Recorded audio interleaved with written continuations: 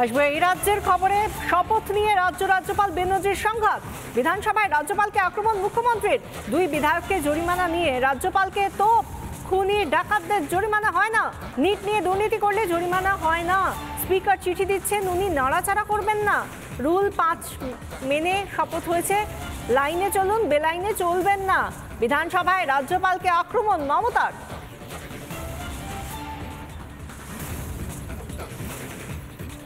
শপথ নিয়ে রাজ্যপাল বেনজির সংঘাত। আমরা জানি যে দুই বিধায়ক সায়ন্তিকা এবং রেয়াত হোসেন, তাদের কে শপথ বাক্য পাঠ করিয়েছেন এই নিয়ে রাজ্যপাল সংঘাত, এবং তার মধ্যেই বিধানসভায় রাজ্যপালকে তীব্র আক্রমণ মুখ্যমন্ত্রীর।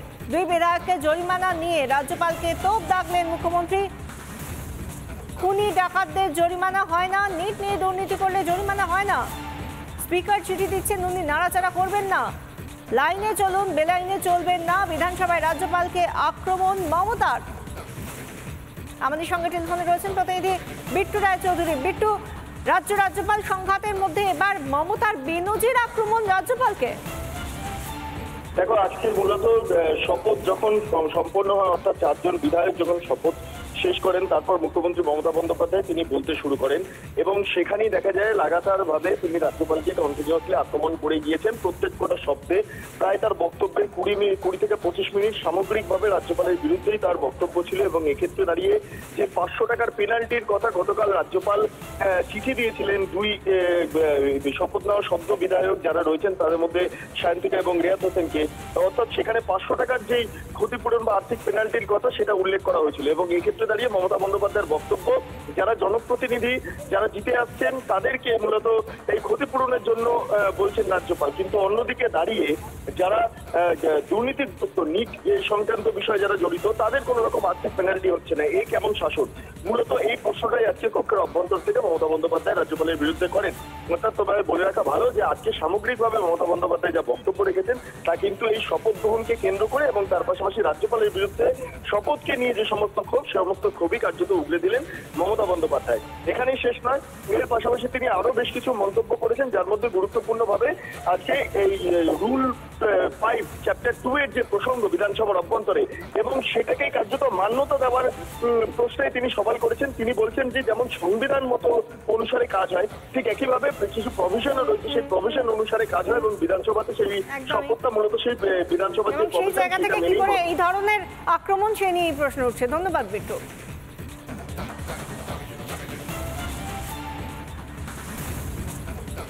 শপথ নিয়ে রাজ্যপাল বেনজির সংঘাত। বিধানসভায় রাজ্যপালকে আক্রমণ মুখ্যমন্ত্রীর।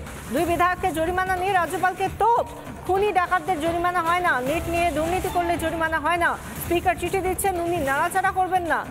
রুল 5 মেনে শপথ হয়েছে, লাইনে চলুন, বেলাইনে চলবেন না। বিধানসভায় রাজ্যপালকে আক্রমণ মমতার।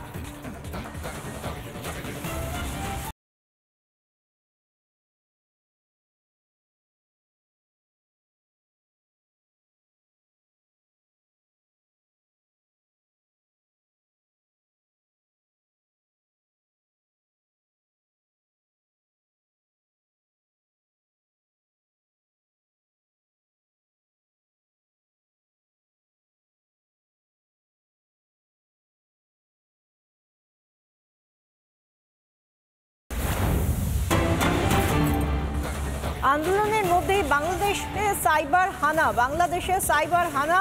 হ্যাক করা হয়েছে একাধিক সরকারি ওয়েবসাইট।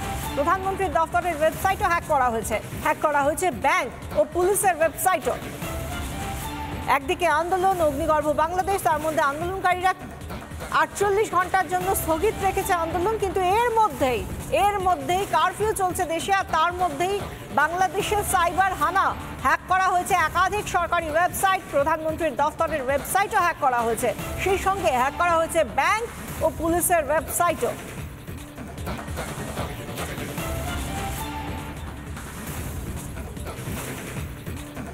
আন্দোলনের মধ্যেই বাংলাদেশে সাইবার হানা। হ্যাক করা হয়েছে একাধিক সরকারি ওয়েবসাইট, প্রধানমন্ত্রীর দফতরের ওয়েবসাইট পর্যন্ত হ্যাক করা হয়েছে। কতটা গুরুত্বপূর্ণ বিষয় এটা যে প্রধানমন্ত্রীর দফতর, সেই দফতরের ওয়েবসাইটেও হ্যাক করা হয়েছে ব্যাংক ও পুলিশের ওয়েবসাইটও।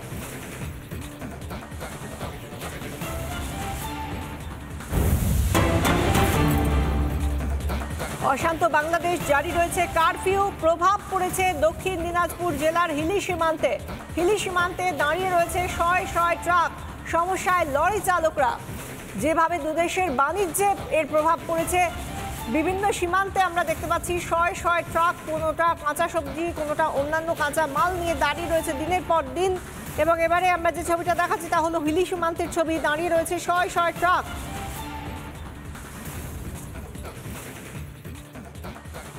আপনারা ভারতে কতদিন ধরে দাঁড়িয়ে আছেন? আমরা ভারতে মোটামুটি বাংলাদেশ যবে থেকে হরতাল হয়েছে 4-5 থেকে 6 দিন ধরে ইন্ডিয়াতে আমরা শুকনো মাল যেমন খোল কালাই, মসুর কালাই এবং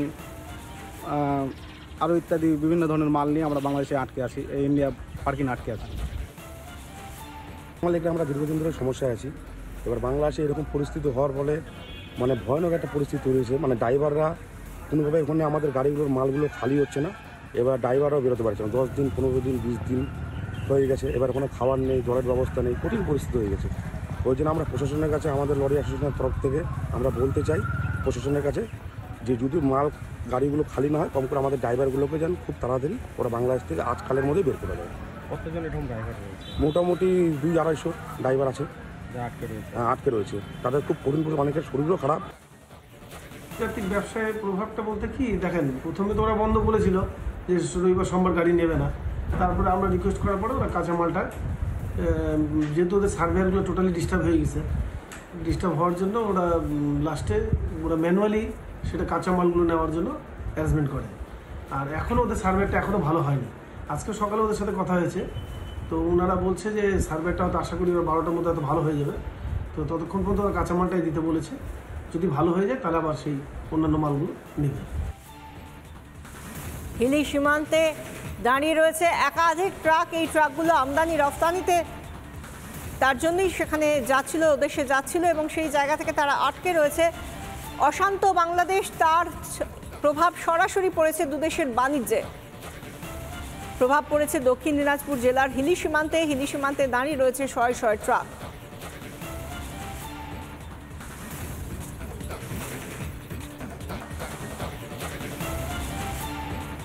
সমস্যায় পড়েছেন লরি চালকরাও। তাদের ব্যবসা মার খাচ্ছে এবং যারা আমদানি রফতানির সঙ্গে জড়িত সেই সমস্ত ব্যবসায়ীদেরও তাদের ব্যবসাতেও প্রভাব পড়ছে।